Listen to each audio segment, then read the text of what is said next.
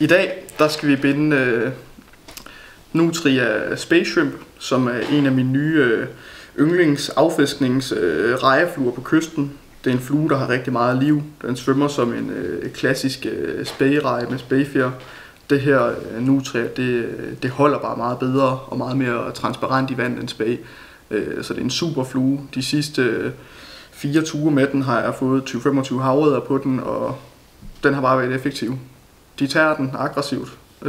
Det er helt sikkert en af mine nye favoritter. Jeg kan godt lide at bruge det her Silver Grey Nutria fra Naucali til fluen. Jeg synes, det er det perfekte materiale.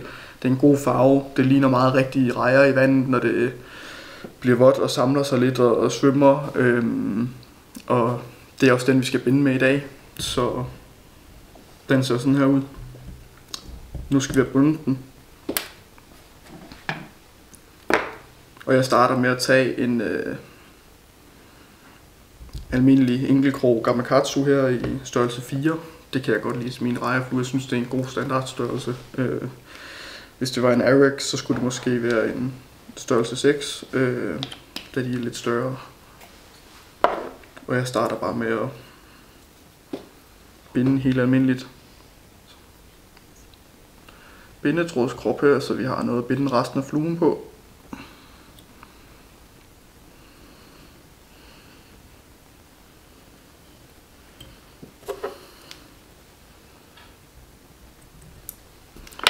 Til at starte med, der laver jeg munddelen på rejen. Det gør jeg med det her tealfjer.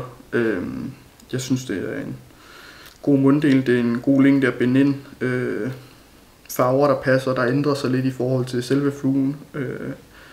Men alligevel giver en meget naturligt udseende i vandet, som vi jo gerne vil have på vores kystfluer. Og det gør jeg simpelthen bare ved at tage fjerne og trække dem af stammen og lægge dem sammen. Jeg kan godt lide, at de vender lidt opad. Der har jeg sådan en ting med på rejefluer. Det må de gerne være lidt rodet og vende lidt opad. Så det binder jeg ind til at starte med. Hvis man ikke er tilfreds med længden, så kan man binde af igen og justere. Men jeg kan egentlig godt lide den længde, som det har fået nu. Så bagefter så tager jeg nogle følehår her. Dem bruger jeg altid 4 af. Nogle meget fine følehår. Også fra Naucali, som er sådan nogle plastikfibre, der er ideelle til det.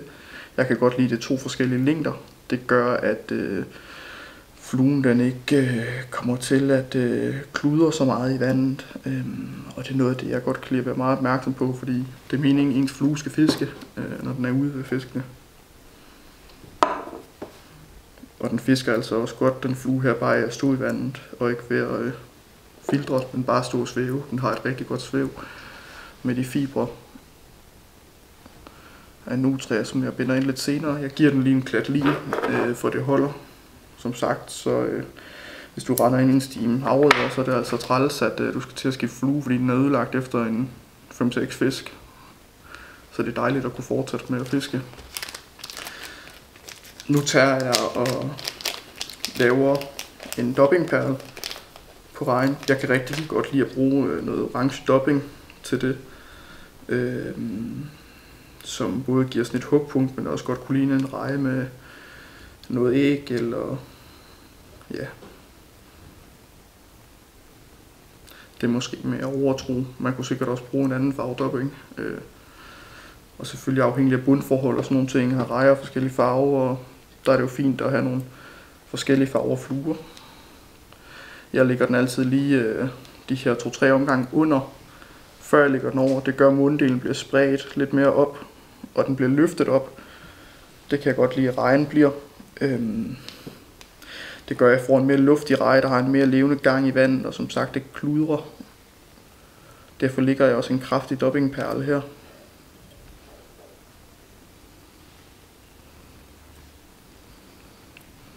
Nu skal vi have noget Nutria, og det her det bliver altså de længste hår på fluen.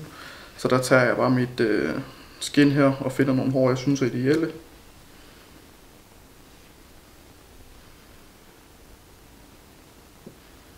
Jeg synes godt om de hår, der sidder herude. Så dem har jeg tænkt mig at bruge. Dem klipper jeg af. Så tager jeg altså bare underulden her. Og lidt i de nederste hår. Fordi det gør regn lidt mere luftig. Her, der kan jeg godt lide, at mange af hårene vender lidt samme retning. Jeg kan godt lide, at de går lidt opad og tilbage. Men de må også gerne være lidt rodet, fordi det er en reje også. Og det er med til at gøre, at fluen den svømmer bedre og bliver en bedre fiskeflue. Så de behøver ikke at sidde perfekt langt fra. Jeg binder dem altså først forsigtigt ind med lidt afstand til doppingperlen. Og så tager jeg faktisk og spreder her med mine tommelfinger til siderne. Så vi får det jævnt fordelt over halvdelen af oversiden af fluen. Og så binder jeg resten ind. Det gør nemlig, at fibrene stritter rigtig fint op, når de bliver bundet ind.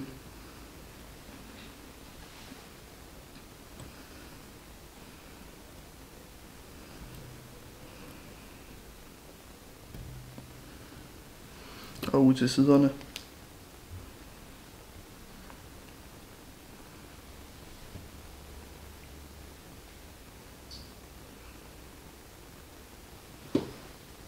Så får vi en fin rejeflue, hvor at, både nogle af fibrene de stritter nedad, og nogle af dem stritter opad, og nogle af dem stritter ud til siderne. Det kan jeg rigtig godt lide. Hvis man gerne vil have et par fibre, der stritter mere op, så kan man binde det ind, men jeg synes egentlig, at det her det er fint. Det er den flue, jeg godt kunne tænke mig.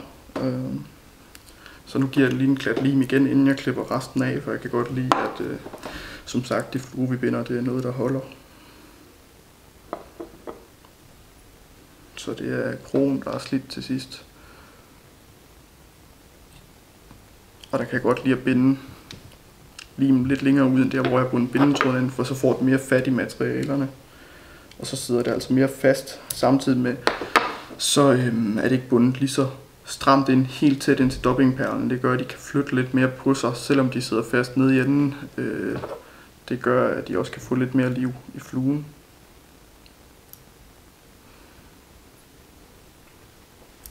Nu skal vi bare binde vores rejeøjne ind, og der er mange, der bruger Easy Shrimp. Jeg brænder mine selv bare af almindelige 0,35 nylon line, og det er fordi, hvis I nogensinde har set øjnene på en rigtig reje, så er de altså ikke så store. Jeg kan godt lide den her størrelse af øjne. Man får ud af det. Jeg kan godt lide, at jeg selv kan styre, hvor øjnene sidder henne nøjagtigt. Jeg kan godt lide, at det ikke fylder i kroppen på fluen.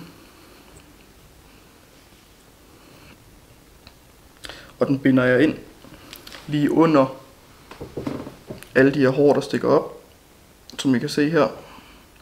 Det gør ikke noget, at den får fat i nogen af dem. Det er også med til at fordele ud. Så længe man ikke binder den for langt frem til munddelen, så er det faktisk rigtig fint. Nu her, når jeg har bundet overvingen, hvis man kan sige det sådan, på min flue, så tager jeg også og klipper de her plastikfibre, de korteste af dem, samme længde som de længste Nutra-fiber, og så de andre en lille smule længere. Jeg kan heller ikke lide, at de bliver for lange, så vikler det så ind. Øjet her kan jeg godt lide er cirka halvt ud for munddelen. Jeg kan godt lide, at det er så langt tilbage som muligt, men det skal heller ikke være meget længere tilbage end det her, fordi at så har du en flue, der nemmere vikler sig ind, når du går og fisker, og det gider jeg ikke. Men jeg tager lige og trækker det lidt tilbage.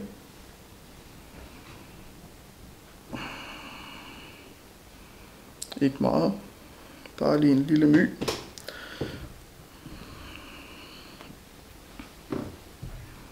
Og så binder jeg det andet øje cirka ud for.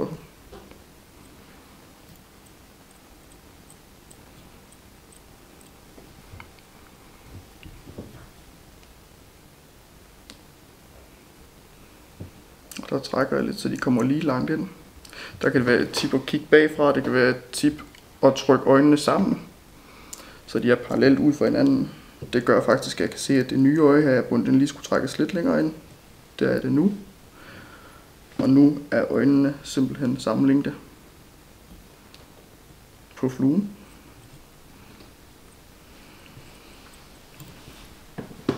Så giver jeg fluen en klat lim igen.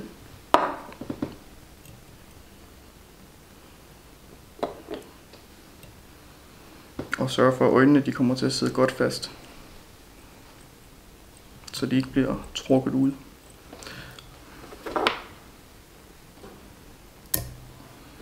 Så klipper vi simpelthen det af. Og nu skal vi i gang med at lave vores krop til fluen. Jeg kan godt lide at blande en brun og en hvid dobbing med lidt lilla skær i til den rejeflue her, og det er bare fordi jeg synes, at det rammer farverne utrolig godt på rejen, så jeg har min lidt brunere dobbing. Og så har jeg min lyse dobbing, min hvide dobbing.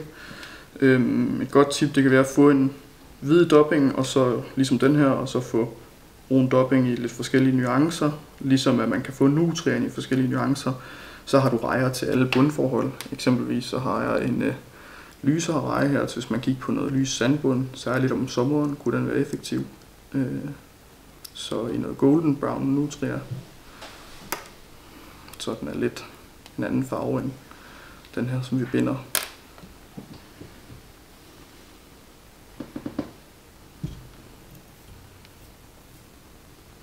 Og dobbingen, jeg har blandet, den ligger jeg bare ligesom helt almindelig dobbing. Jeg kan godt lide at flosse den lidt op bagefter, man kunne lægge en dobbinglykke. Jeg synes ikke, det er nødvendigt. Jeg synes, mange af de lidt kortere nutrifiber her, det giver meget af det, der strider lidt ud og giver noget fylde, som en dobbinglykke også gør. Jeg kan heller ikke lide, at fluen den bliver for fyldig. Det skulle gerne beholde noget transparens i. Og ved at ikke lægge en dobbinglykke, men bare flosse lidt op, opnår vi det.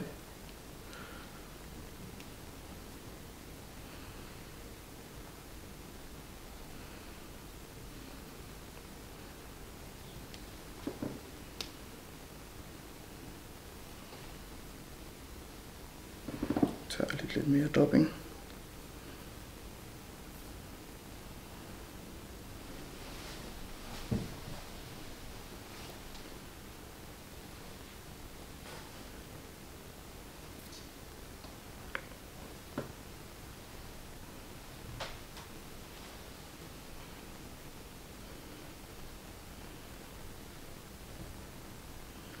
Jeg kan godt lide at gøre halvdelen af dobbingkroppen her lidt mere markeret, end måske er nødvendigt, ned til der, hvor jeg gerne vil binde de næste nutrifiber ind, og det er simpelthen for, at vi får en rejevand, der stritter godt og har noget liv, som jeg godt kan lide.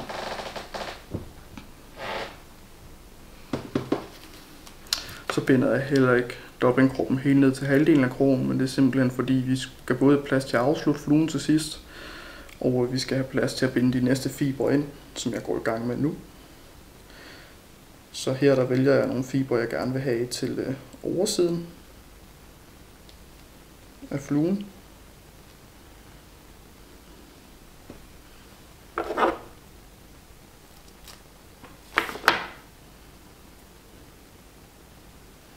Det behøver ikke være for mange. Det her kunne være meget ideelt.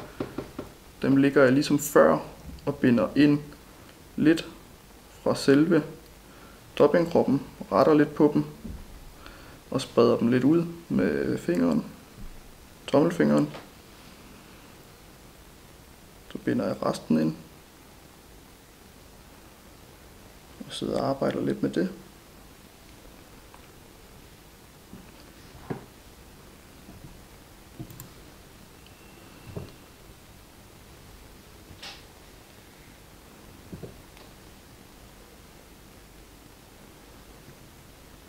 Og så får vi nogle rigtig fine fiber på oversiden. Nu vender jeg fluen om og gør det samme på undersiden.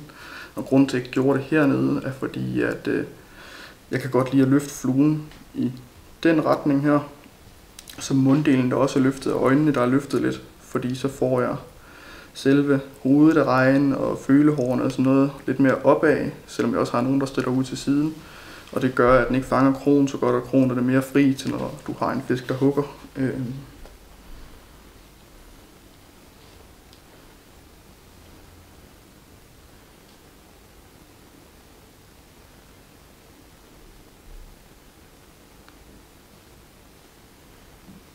Jeg tager og klipper nogle hår til underdelen.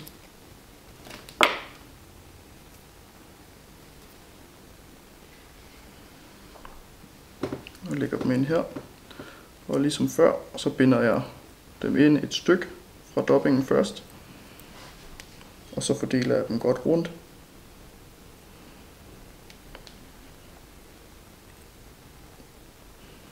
Kigger lige med rundt her. Og så binder jeg dem altså helt tæt, alle hårene, Det gør, at de stritter mere, og vi får en reje, der har noget liv i vandet.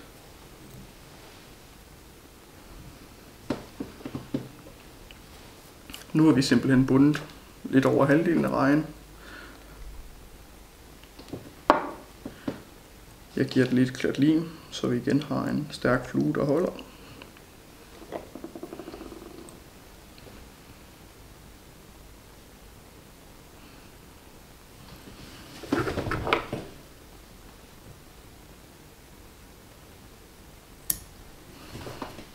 Jeg klipper lige de overskydende fiber væk. Jeg kan godt lide at lægge min vægt i fluen lidt foran på krogen. Jeg er godt klar over, at hvis man lægger den lidt mere tilbage, så hopper den mere, som en reje egentlig burde gøre, men ja, jeg har altid gjort det sådan her, så jeg tager lidt vægt. Og jeg kan godt lide, at mine fluer har lidt tyngde i, for jeg fisker relativt hurtigt. Jeg synes, dit fiskene tager, selvom du fisker din flue hurtigt. Så længe du har et par pauser i din indtag på vejen ind. Og så giver det god mening at have en flue med lidt tyngde i.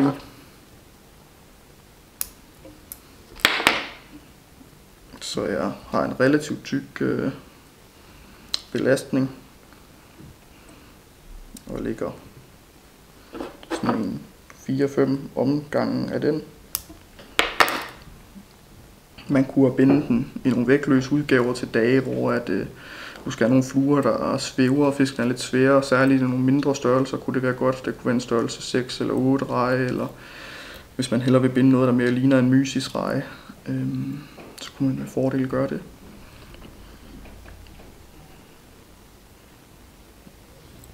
Jeg tager igen noget af min dopping her, jeg blandede før.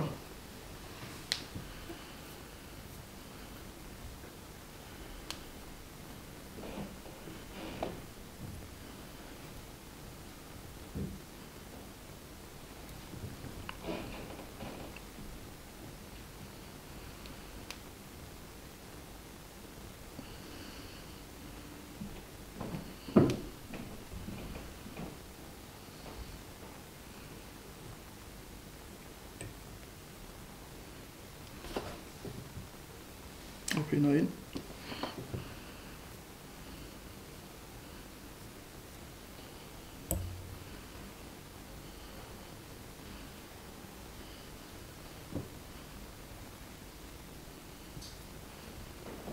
Man kan med fordel gøre den her del nede for enden lidt tykkere, fordi der er belastning længere oppe i fluen, og der skal ligge et tyndt fint lag, eller det kan godt være havrederne er ligeglade, men jeg vil gerne have en flue, der står lidt mere ensformigt hen over kroppen. Og ned mod halen af rejen bliver lidt tyndere, selvom jeg godt kan lide at have min vægt her. Så det prøver vi lige at gøre.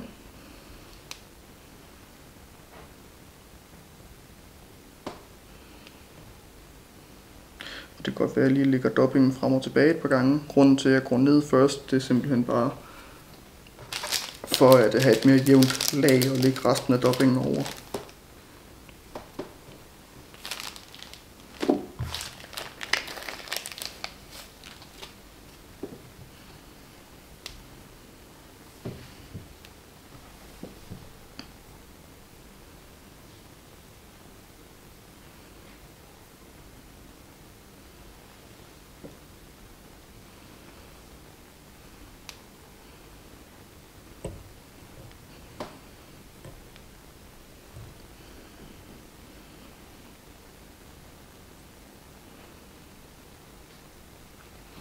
Og nu har vi en lille bit plads til at få det sidste hakkel på fluen, så det går vi i gang med.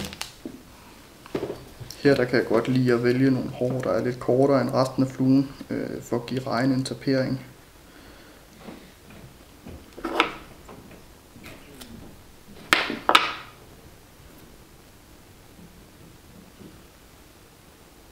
Så det gør jeg. Og her er det sværest at lægge et hakle. Så læg det først blødt, og det er fordi du er nødt til at lægge det på samme punkt, så jeg kan ikke gøre det samme, som jeg gjorde før, med at binde det ind længere hen, og så binde tilbage efter jeg har fordelt.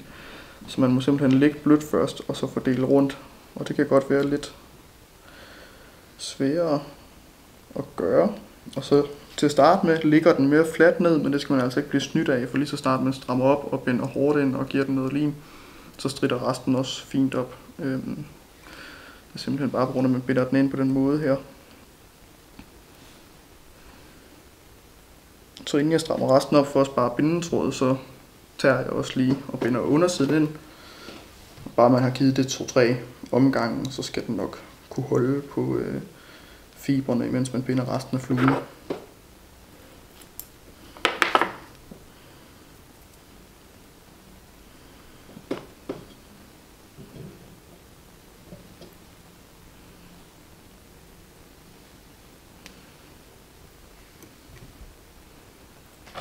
Jeg binder resten ind her.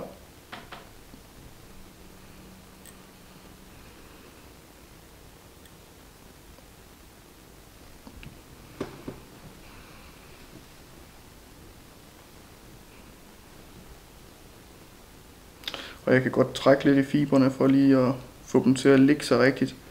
Jeg har simpelthen gjort det både for at få en bedre afslutning og for at spare på fibrene og få en bedre tapering, at heroppe foran, der binder jeg ikke lige så meget ind, som jeg gør resten. Det gør, det kan være svært at få det til at dække hele vejen rundt, men det gør som sådan ikke så meget. Bare det dækker nogenlunde jævnt, som I egentlig kan se her. Så nu skal jeg egentlig bare have klippet det her af, og så skal jeg give den en klat lim og afslutte fluen. Så lige flosset dobbingen lidt op, og så har vi en flue, der er klar til at tage ud og fiske.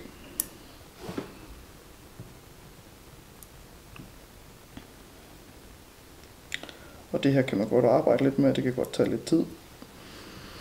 Det må det gerne gøre. Jeg ved ikke, hvor vigtigt det er. Det er nok mere vigtigt for en selv, end det er for havørreden, men nu gør jeg det lige. Eventuelt så bruger jeg nogle gange en skinkniv, og her er det virkelig vigtigt, at man passer på bindetråden. Så der bruger jeg en finger til støtte, og en finger til støtte. Og så lægger jeg lige et snit her, og så får jeg nogle af de sidste fibre ind. Og ved simpelthen at binde op her og ned og tilbage, så får jeg de sidste fibre med tilbage. Får bundet rundt, bundet rundt, bundet rundt.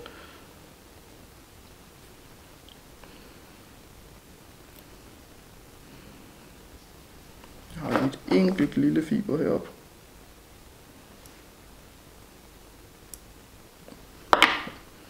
Så nupper jeg.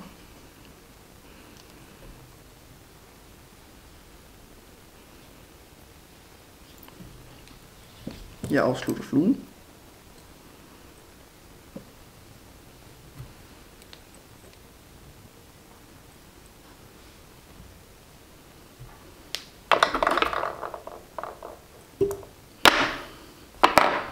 Og nu har vi en rigtig fin fiskeflue med en masse fibre, der stritter. Det eneste jeg godt lige kan lide at gøre til sidst, det er sådan set at få flosset den her dobbing lidt op, som jeg er i gang med nu. Det gør, at fluen får en lidt tykkere, transparent krop, ligesom en reje også har.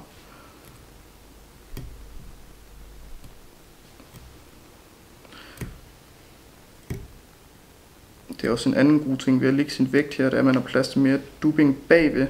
Og en reje har en tapering, hvor den er tykkest herude og tyndest herinde. Så det er nemmere at tage mere dobbing og flosse op herude nu. Og jeg flosser også lidt nedad.